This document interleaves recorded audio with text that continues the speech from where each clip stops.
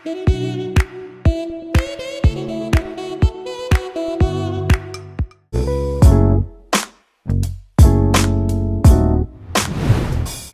everyone, it's Julia. Welcome back to my channel. So for this video, I'm gonna take you guys with me sa aking back to school preparations and the things that I planned before going back to school next week. So ang pasukan namin is August 22 sa UP Manila. So I'm a senior na. One of the things that I will do to prepare is to buy the supplies that I need. I prepared a list na mga kailangan ko bilhin. Although hindi siya super dami kasi I still have the things from last year. So, yung mga kailangan lang i-refill siguro and yung mga nakulangan ako from the past year, yung bibilin ko for today. Today pala is August 19. So, we have 3 days left before the pasukan. And today is Saturday. So, yan yung first agenda. And I'll also be having a haircut kasi ang pangit na ng hair ko, wala na siyang shape. So, before the school, gusto ko maayos naman yung hair ko. Another preparation is I will be organizing my bag. So, pag uwi ko na yon and siguro I'll be having a haul ng mga bibilin ko for today. So, I'll take you guys with me.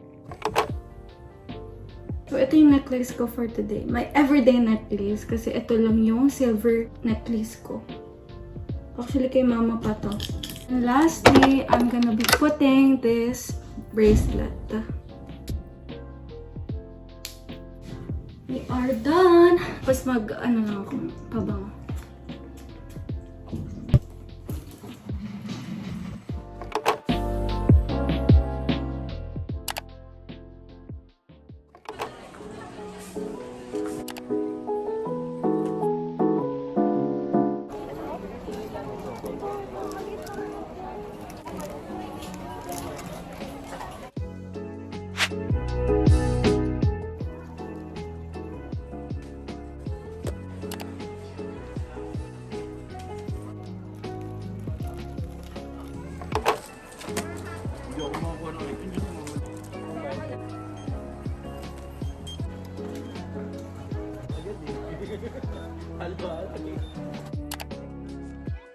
So, we are done now with the school supplies. Pumunta na lang kami sa SM Stationery kasi sobrang daming tao sa NBS, as in. Tapos ngayon, pupunta kami Muji sa may North Towers to buy ball pens. Kasi yun yung ginagamit kong ball pen. And after that, Watsons for skincare.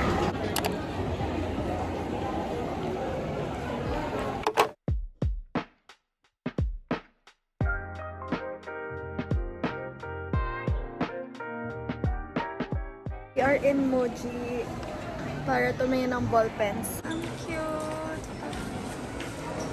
Nahanap niya ako. Hindi niya ako makita. Uy!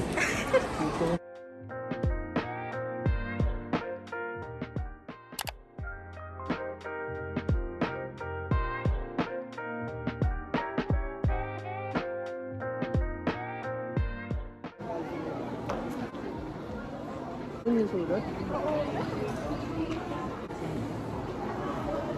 Nag-video kita. So, hi guys. Ako yung nag-video.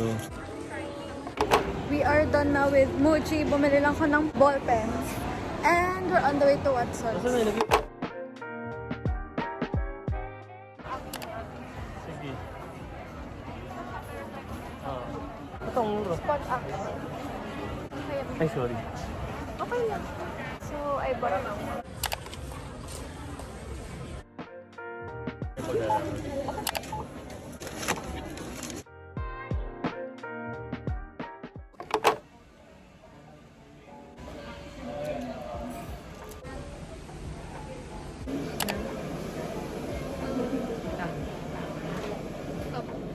Tapos layer. Tsaka curtain box.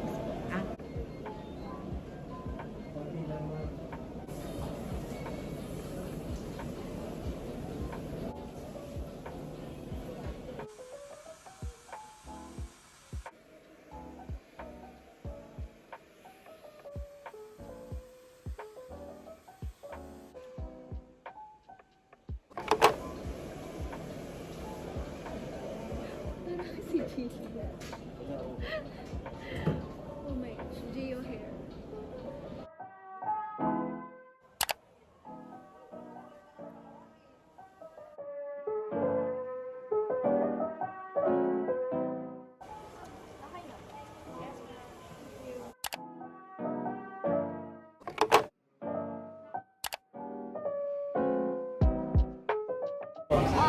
With 2 cups of chai, ito yung ice Yes po. Ito na tall na chai tea. Okay.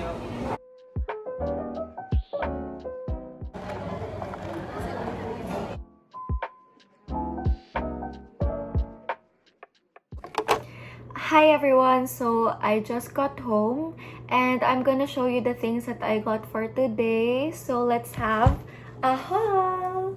So, initially, we went to NBS pero pagpunta namin doon, like, sobrang daming tao, guys. As in, sobrang daming tao.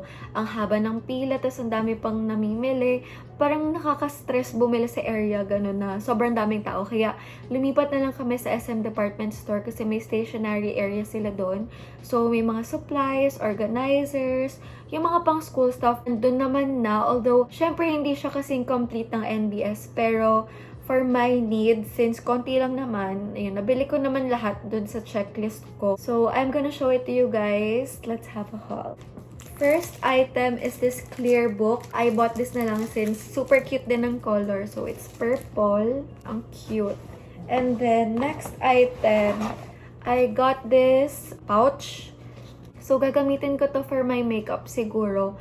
Since wala nga akong lalagyan for my makeup. Yung mga everyday makeup ko lang. Then, next item is this stapler. So, wala kasi akong stapler before. So, bumili lang ako para in case lang kailanganin. Ito siya clear. Ang ganda. Ang ganda ng itsura. And then, may kasama na rin siyang bala. Bala ba tawag dito? Basta yan, may kasama na rin siya. Next item is this marker. So, bumili lang ako ng marker kasi sobrang important nito sa laboratory, yung mga labels. Ito na yung ginagamit namin. As well as masking tape. So, bumili na rin ako. Para sa group namin or para sa class, ganun. Pwede rin namin siyang magamit. Kasi magkakat ka lang tapos isusulat mo yung mga labels na kailangan mo. So, yan. Sobrang handy nito sa mga labs, I swear. Kasi syempre, it's important to label your items pag nasa laboratory para hindi magkamali. Kasi syempre, kung clear liquid, malay mo HCl pala, tapos kala mo water. Ayun, sobrang important ng label. Pati na rin sa relationship. So, next naman, I got this highlighter lang. The last sem, sobrang dami naming papers, like readings, and kailangan mo talaga ng highlighter. So, bumili na lang ako in case lang magamit ko. That's it for the SM Department Store items. And then, next, we went to Muji to buy ball pens. Actually, meron pa ako ditong isa. And paubos na rin pala siya. So, okay lang pala. Sakto lang na bumili ako. So, I got 2 pens lang. Since yun lang naman yung kailangan ko from Muji. Kasi medyo pricey din yung items nila. So, I got these 2 ball pens. First, itong brown, and then black. Yun, staple lang. Ito, ang ganda lang kasi ng itsura, like, aesthetic. Medyo brown kasi yung aesthetic ko, as you can see from my room. So, super natuwa ko dito. It's dark, but it's cute. Parang siyang coffee. That's it for the school items. So, konti lang talaga yung nabili ko. And, next, we went to Watsons to buy skincare kasi sobra ako nagbe-breakout, lalo na sa forehead area. Kaya bumili ako ng bagong skincare. So first, I got these acne patches or pimple patch. Mas gusto ko siyang tawagin pimple patch. Bumili lang ako ng daytime. It's with the UV protection. So magagamit ko siya during the day. And pwede ko yata siya patungan ng makeup. So ito yung binili ko first. And then next, I was planning on buying yung Garnier. Nakita ko sa TikTok na pang-remove ng acne marks kasi guys, natakpan lang ng makeup yan, pero marami akong acne marks. And it's normal. I was thinking of buying that, pero parang mas gusto ko na lang yung Oxycure bilhin. So, binili ko tong Pre-Bio Serum. Naka-reduce daw siya ng acne and light and dark marks. So, ganyan. Meron siya nung ampule talaga, pero 500 siya, guys. So, tatry ko muna. This is 89 pesos lang. And obviously, mas konti siya. Pero I will try muna if maging effective siya sa akin. So, another thing that I got is this one. Yung Clear Mud. So, this is a must-have for me. Like, every time I go to Watsons, bumibili ako nito kasi nauubos ko siya lagi. Actually, free lang to sa isang item. Promo sila, gano'n, na magkasama. And, yun, nakuha ko lang to. So, that's it for the skincare items. Yun lang yung nabili ko. Yeah, that's the haul. for tonight, I will sleep muna kasi it's 2 a.m. Next time ko na i-organize yung bag ko since medyo matagal pa naman yung pasukan. August 22 pa naman. I have 2 days left pa naman. And I'm still torn kung ano yung bag na gagamitin ko. It's either this tote bag, Gentlewoman tote bag, or my previous bag na backpack. If you have seen my first video, yung back to school ko last year, ang bag ko talaga na ginagamit is this Kanken. Alam kong mas practical gamitin to. Kasi syempre backpack siya. Marami kang malalagay, ganun. And medyo safe-proof. Like, safe from, you know, mga ganun. Mas practical to for sure. Pero may maarte self, gusto ito. I think for the first few days, I'll use this. Tapos, kapag siguro parang na-feel ko na hindi na siya practical talaga or like hindi siya mag-work, papalitan ko with the Kanken. And I also bought pala yung organizer from TikTok para maayos siya sa loob. So, next time na kasi I'm sleepy na, magsi-skincare lang ako and I'll go to sleep na. See you next time when I organize my bag na. Good night!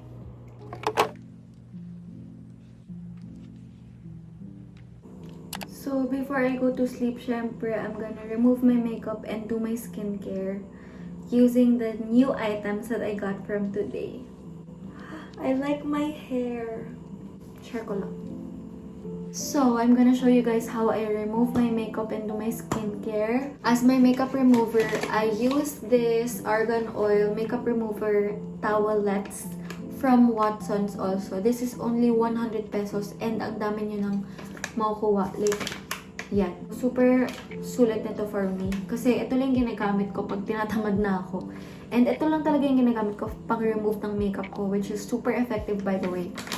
Kasi kahit 1 to 2 na ganito for heavy makeup, natatanggalan niya for me. I'll just get one piece and ayan, susulitin natin kaya back and front ang ating gagamitin. So, ayan. Ayan yung makeup. Diba? Ang bilis matanggal.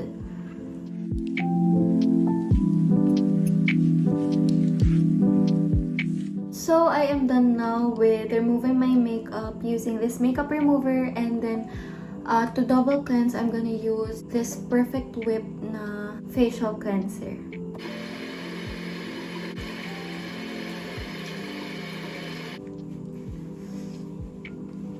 Okay, so na-excite ako masyado. Hindi pa pala ako nakapag-change ng clothes. I'll see you guys later. Another part of my routine is to clean my piercings using this aftercare. So, isa-spray ko lang siya sa piercings ko.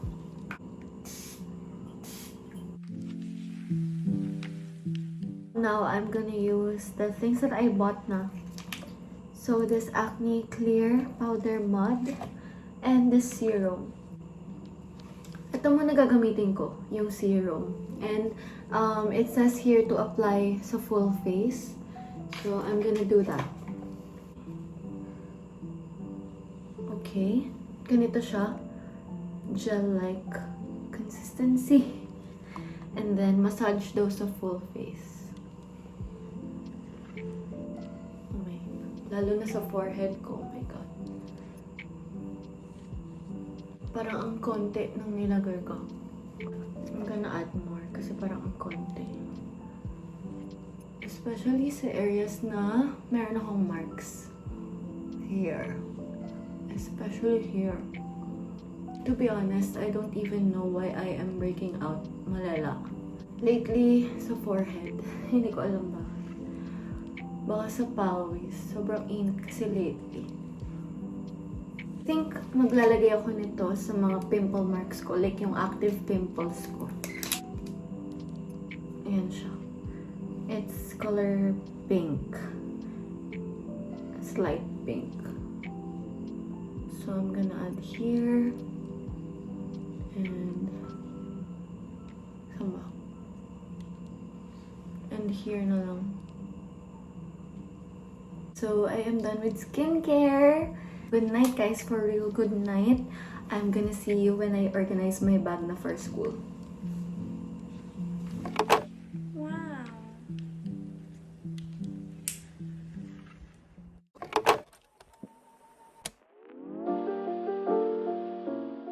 everyone! So it is the next day and I'll be organizing my bag na. So as mentioned kahapon, the chosen bag for this sem is this Gentle Woman tote bag. And if ever na mahirapan ako, I'll change back to my backpack, which is the Kanken, yung from last year ko pa. So try muna natin na ito yung gamitin kong bag.